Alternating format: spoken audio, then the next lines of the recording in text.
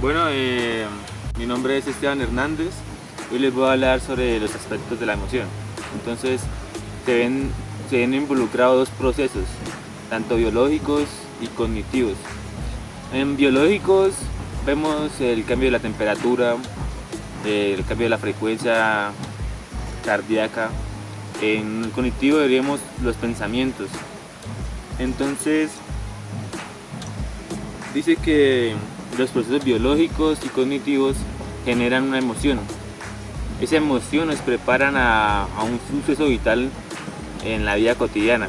De James y Lange nos plantea que para que se genere una emoción o el proceso de la emoción tiene que involucrarse primero un estímulo ambiental externo, que después se genera una emoción. Después de esa emoción se genera una reacción corporal. Un ejemplo de eso podría ser que vamos caminando y un perro nos ladra y nos genera, entonces el perro es la reacción externa del ambiente y que nos va a reaccionar una emoción de miedo, y que vamos a la reacción corporal, que es correr. Después, en ese momento también podemos generar una reacción cardíaca, un incremento de la reacción cardíaca. También podríamos generar sudoración. Entonces, después de un tiempo se plantea que cambia el proceso. Primero se genera una reacción del externo, un estímulo externo. Después se genera una reacción corporal y después la emoción. Entonces sería, con el mismo ejemplo del perro, sería que sale el perro, el estímulo externo, el exterior, nos va a generar como la frecuencia cardíaca que se incremente, y la reacción es correr. Entonces vamos a plantear también una cosa, que él dice que las reacciones externas o corporales no generan la emoción, sino que la emoción generan las frecuencias corporales. Entonces vamos a explicar cómo, de las 5 emociones básicas, que es enojo, temor, tristeza y alegría y asco, cómo ellas de alguna manera cambian en tanto la frecuencia cutánea y la frecuencia cardíaca. Entonces dice que el enojo, cuando el enojo está presente, la frecuencia cardíaca incrementa, igual que la frecuencia cutánea, lo que tiene que ver con la temperatura. El temor dice que incrementa la frecuencia cardíaca, pero disminuye la frecuencia cutánea o la temperatura cutánea. La tristeza incrementa la frecuencia cardíaca, pero lo que va a mantener la temperatura cutánea o la temperatura como tal del cuerpo en un estado estable.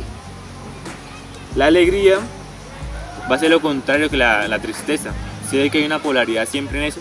Entonces se comportan en las frecuencias del organismo, se comportan de la igual manera. Entonces en la frecuencia cardíaca se va a mantener estable y la temperatura cutánea va a aumentar. Y por último, el asco genera que la frecuencia cardíaca se disminuya, pero la frecuencia cutánea va a incrementar. Entonces así finaliza esto de los aspectos de la emoción, y muchas gracias. Bueno, la segunda parte de esto se va a involucrar los músculos faciales. Vamos a ver cuáles son. Entonces vamos a involucrar 5 músculos. Entonces el frontal, el músculo frontal, el superciliar de las cejas, el nasal, esta parte de acá, el orbicular de los labios, esta parte, y el depresor de la boca. Entonces vamos a encontrarlo por acá. Entonces estos músculos intervienen en la expresión de una emoción y también generan una emoción. Entonces, enojo. Entonces se van a involucrar 3 músculos. Es el superciliar, orbicular de los párpados y orbicular de los labios. Entonces el superciliar, ¿qué es lo que va a hacer? O sea, vamos a hacer la función del enojo. Entonces el enojo va a suprimir las cejas y las va a enfocar hacia abajo. Los párpados se van a enfurir para arriba y la boca del orbicular de los labios se va a apretar, ¿sí? Se va a frungir.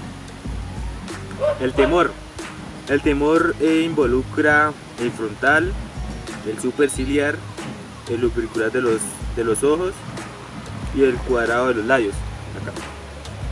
Entonces se contrae el músculo frontal, o sea, generamos una arruga.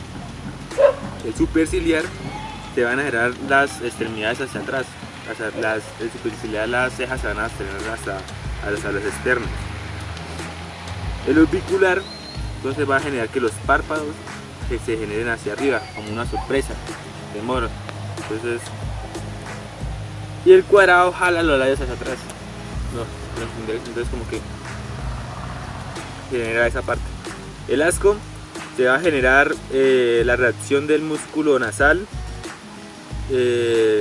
los cigomáticos, que van a levantar las mejillas, y el orbicular de los labios va a levantar el labio superior. Entonces como que se genera la expresión del asco así. Entonces en la tristeza se va a generar el levantamiento de las cejas y también los párpados superiores se van a disminuir la visión como tal, también se genera esa disminución. Y el depresor también va a generar el que la boca se genere como una curvatura de disminución hacia abajo. Alegría lo que va a hacer es relajar los auriculares de los ojos, los relaja. Y las comisuras de los labios lo que va a hacer es subir, entonces se genera una sonrisa. Vamos a hablar de cómo las emociones incrementan en nuestra tasa neural. Entonces, veamos la gráfica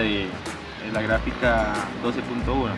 Entonces, vemos que la sorpresa, la descarga neural es alta, pero el tiempo es muy corto. Entonces, al momento, digamos, que nos estamos caminando y alguien nos va a sorprender, o una fiesta de cumpleaños sorpresa, entonces uno llega, entonces lo primero es se sorprende, pero es muy grande la frecuencia neural, pero es muy corto el tiempo, la sorpresa es muy corta.